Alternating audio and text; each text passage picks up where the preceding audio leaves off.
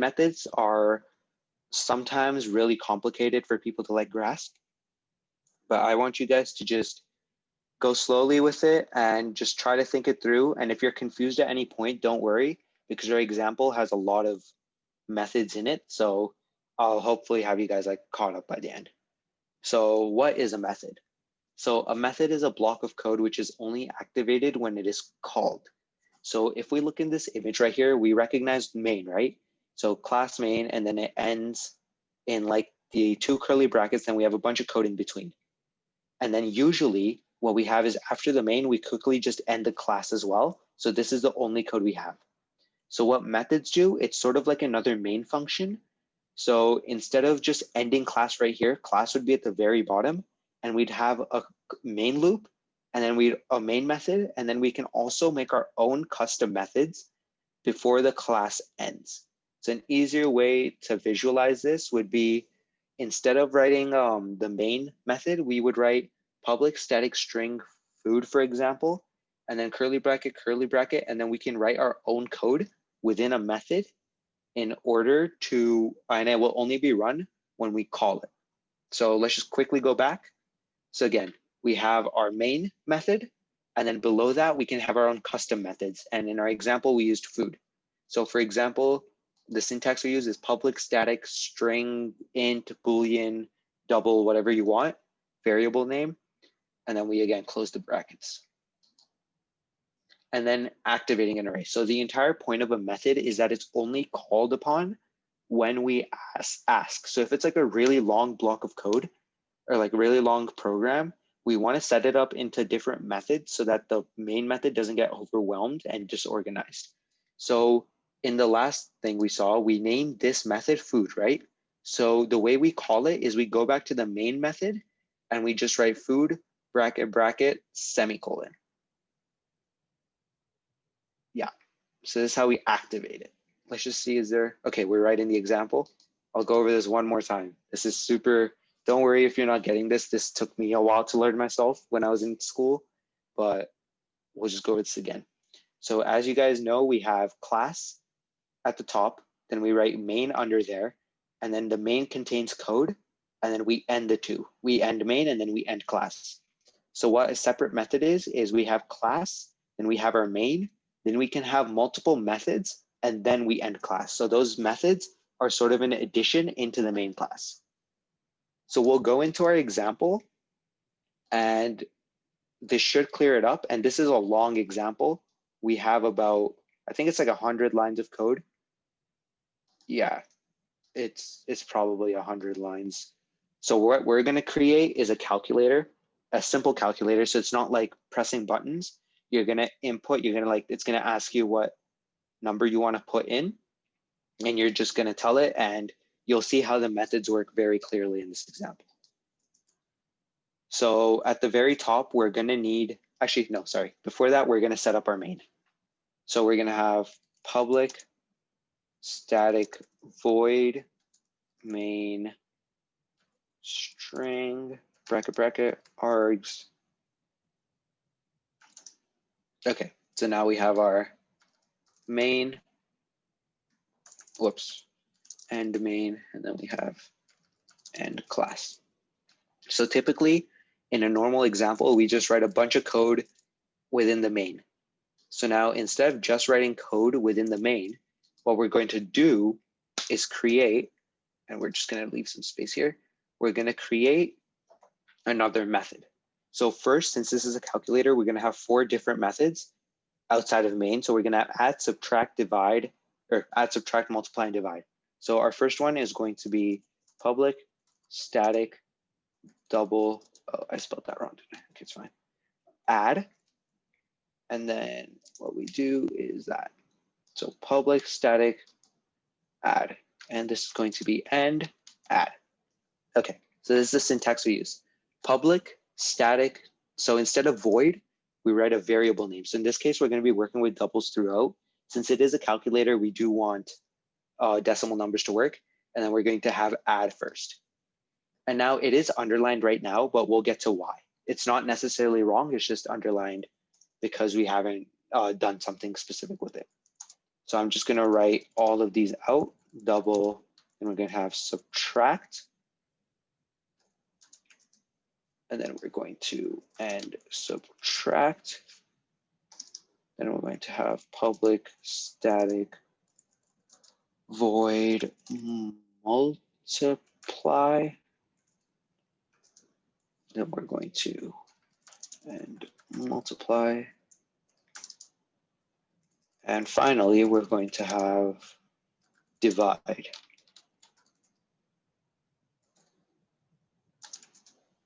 And again, we want to end divide. Okay. Oh, oops, these are supposed to be double. I was wondering why the red line wasn't there. Okay, perfect, double. So why this is underlined is because when we do specific methods, such as instead of void, we write like double, int, boolean, or whatever, what it requires is for us to return a statement. So we can't just write code in here without returning something.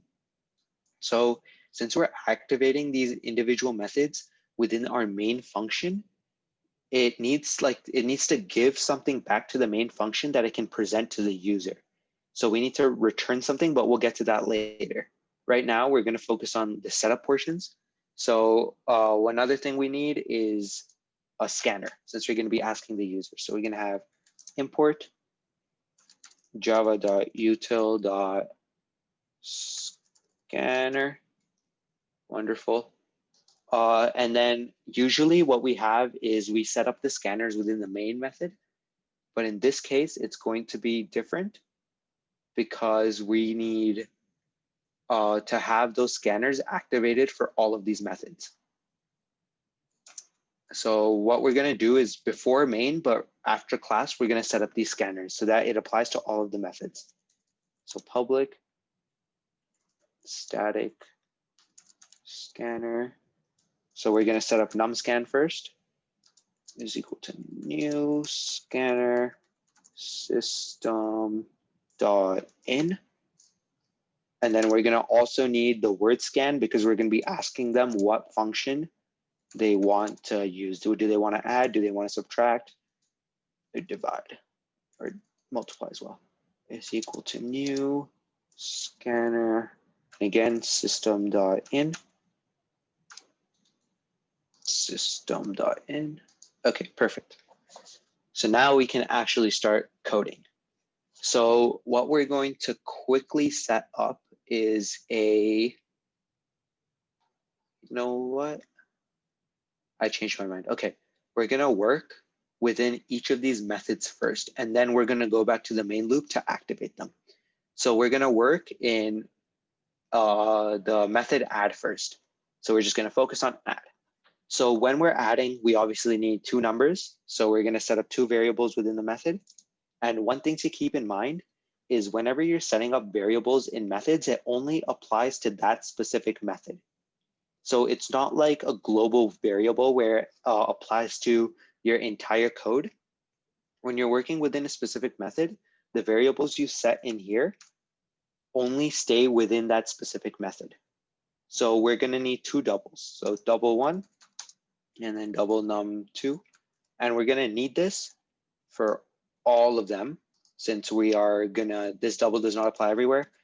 The double num1 in add can mean something different from double in subtract. So, okay, now that we have that set up, we'll get into the adding part. So we're gonna tell them system.out.println. So in the main function, they're gonna get to choose which of the methods they want to go to. So they'll only go to this method if they chose to add.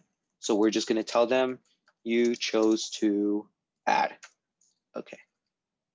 And then we're gonna tell them to enter the first number. Enter the first number. And we're not gonna use ln in this case since we just want it to be organized. We're just gonna keep it on the same line. And then num1, so double num1 is going to equal to numscan, which is, again, we're going back to those scanners to see what to see, this is, we're like asking the user for an input for this numscan. So it's gonna be numscan, or num1 is equal to numscan.next double. That looks good. Even though it's giving me a red line, let's just see why later. Print ln. Now we're gonna ask them to enter the second number. Enter the second number, space, and again, we don't want ln. Boom. And now we're going to do num2 is equal to, again, we're gonna ask the user for the number, so we're gonna do a scanner. Wonderful. Okay, now what we want is a result to come out of this. So if we add these two numbers together, we need a variable called the result that's gonna be returned to the main. So instead of giving the main function, oh, it's this plus this, we're just gonna give the main function the answer, so it's just more cohesive and easier and more organized as well.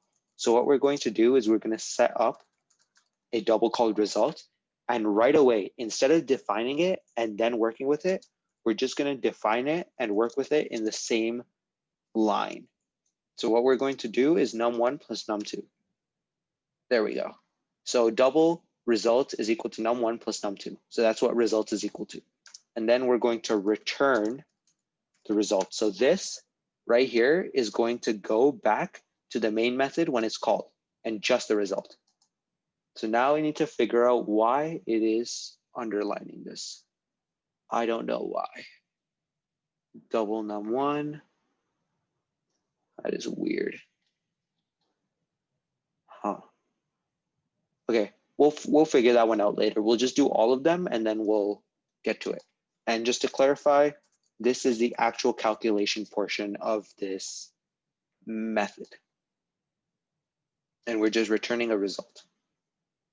Okay, now we're going to move on to subtract. So what you can do is honestly just copy paste all of this code.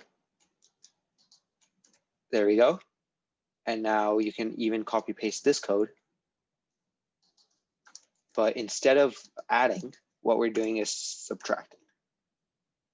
And now we'll move on to multiply, right? Just copy paste this code. I'll just take this over to whatever. Alt Shift F. Okay, there we go. And instead of subtracting, we are multiplying. All right, and now we'll go on to division. Oh, there we go. It stopped yelling at me. Okay, I think that was just a random glitch. Yeah, it's not supposed to be underlined at all. There we go, it's fixed. But instead of multiplying, we are dividing. Perfect. So as you can see, a lot of it was just repetition, right? It's not like a big deal with these where it's like, oh, you have to have like super specific code for all of them. It's honestly just a matter of getting one to work, and then you can just copy paste it over and just change a little thing. And again, this double is not equal to this double. Every time we call for it, it's gonna be, the user has to select the double for that specific method. Okay, now we're gonna go back to main and set all of this up. So we're gonna need a few variables in main as well. So we're gonna need a Boolean, and we're just gonna run and we're gonna set it to true. So Booleans are again true and false, and if I'm using a Boolean, we're probably gonna be working with a while loop. So just keep that in mind. Then we're going to need a string operator. And I'm not gonna define it for now, because if we're gonna be asking the user what operator they want. And then we're going to do, yeah, we're just gonna welcome the user, right? It's like a smooth running program. We're just gonna tell them, I'm just gonna copy paste this over here.